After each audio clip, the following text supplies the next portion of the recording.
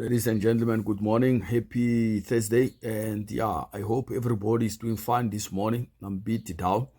My father is not well, but yeah, we are continuing with our Bible study.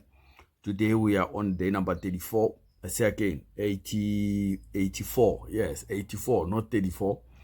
And the topic or the title says, When Purpose is Lost, Restoring Order in a Broken Society.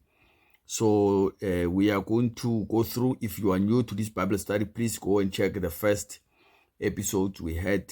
We are now on day number 84. We started on the 17th of January. It's not going to be an easy journey, as I said, but we are going to continue trusting in God for strength, for the renewal every day. And we are going to make it. We're going to make sure we live the best life that God created us to live in this year and beyond. So let's go and check on the books, the last books of Judges, which is chapter 19 until 21.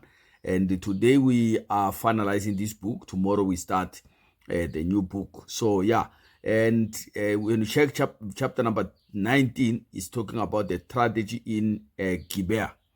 A Levite travels with his concubine and stays in Gibeah of Benjamin, and the men of the city act wickedly, leading to abuse and death of the concubine. And the Levite sent parts of her body throughout Israel, calling for justice. And the event shook the nation, highlighting moral decay and lawlessness. So it was something terrible that happened in that time, or in that day, when this man traveled with his concubine and she was taken and abused sexually, and then also left dead in her door, in his door in the morning. He found that she was dead there. And Judges chapter 20, civil war against Benjamin, and all the tribes unite to demand justice from Benjamin, who refuses to surrender the guilt. And a brutal civil war breaks out. Israel seeks God through prayer and fasting, but suffers losses before they ultimately find the victory. So the tribe of Benjamin is nearly wiped out, showing the cost of unrepentant sin. They didn't want to repent on the sin that they have committed. And the Judges chapter 21, restoration and compromise. So Israel mourns a near extinction of Benjamin and seeks to preserve the tribe. And in a controversial move, they provide wives through raids and loopholes that they saw.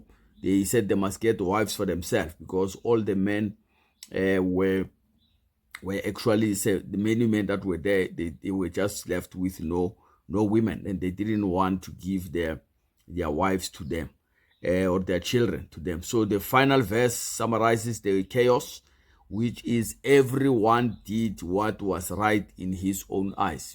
Every time we do what is right in our own eyes, we find ourselves in trouble. So we need to trust in God. We need to make sure that we are positioned correctly spiritually, and then we'll be well in the family. We will be having a good health, and we are going to be as well financially once we are well with the Almighty. So it can't be my way. It has to be the way that the Word of God teaches. So sometimes you feel like you don't want to forgive, but you just have to do it, because the Word of God says if you forgive others their sins, you are also going to be forgiven by your Father who is in heaven. So even if I don't feel like I still have to do it. I remember the story when I went home with the car in 2005 at December, and when I arrived there, I just arrived with a new car, and my family, we had issues with another family or another relatives, and we could not see eye to eye. And this other woman was sick, and she came. They sent someone to request transport, and there was a division in the family, because my parents or my family, close family members, they didn't want us to assist them. But I had to listen to the Word of God that says, forgive and you shall be forgiven.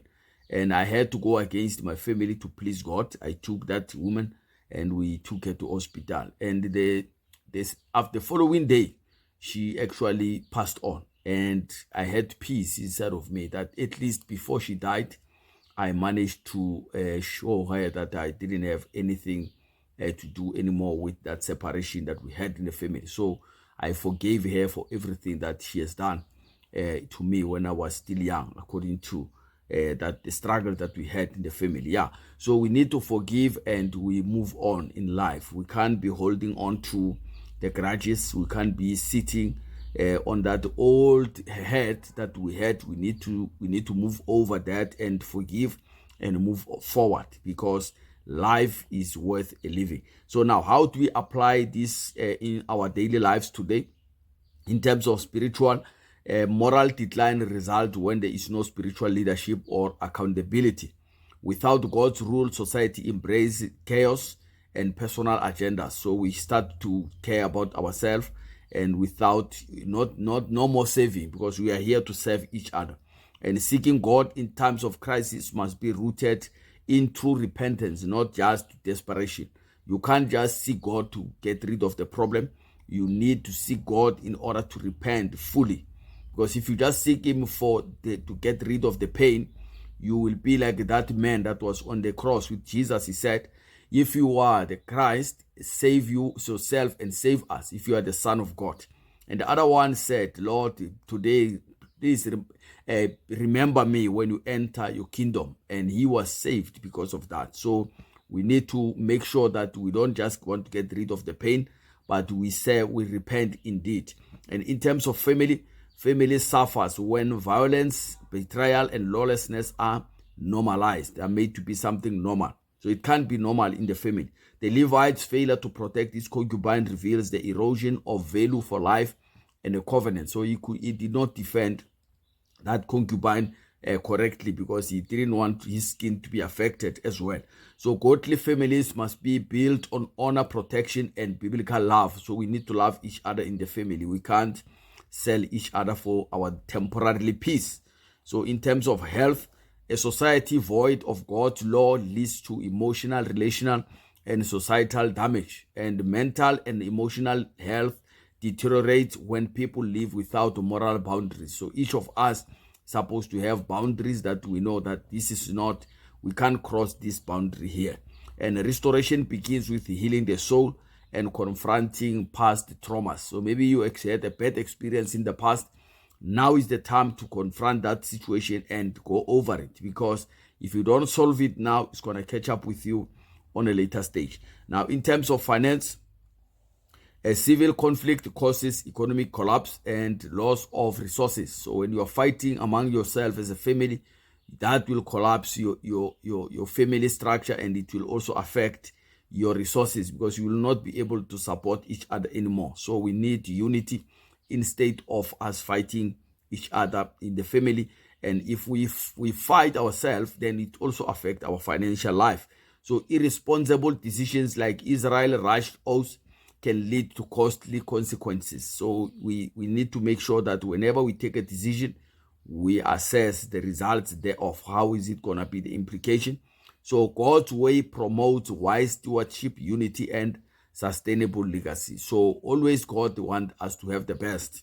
So that is why we need to trust in him and follow his ways. Sometimes his ways, when you look at it, it seems to be very difficult, but it is worth it. It is worth the sacrifice that you are making when you start to seek God. Remember, he's not concerned about saving our skin. He is concerned about saving our soul for eternity. So that we need to take in mind that in this life that we are in now, we are temporarily here. So we can't invest all our time just to be well now, and tomorrow we are not. In the future, we are going to suffer eternally with our soul. So we need to make sure that we are surrendering our soul every day in the hands of God, and be repentant and be loyal, live in uprightness before him. And that will give us peace in the midst of the storm. Yeah, with that being said, ladies and gentlemen, have a wonderful day. May God bless you together with your families. Bye-bye.